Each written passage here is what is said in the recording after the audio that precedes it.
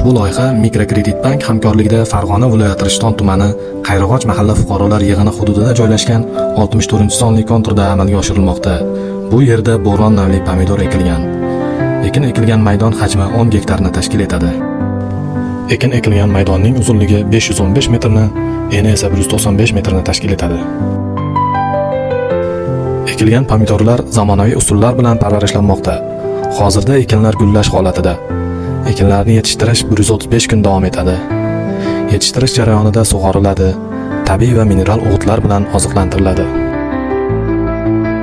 Bu yerda amalga oshirilayotgan loyihaga 57 nafar dehqon xo'jaliklari biriktirilgan.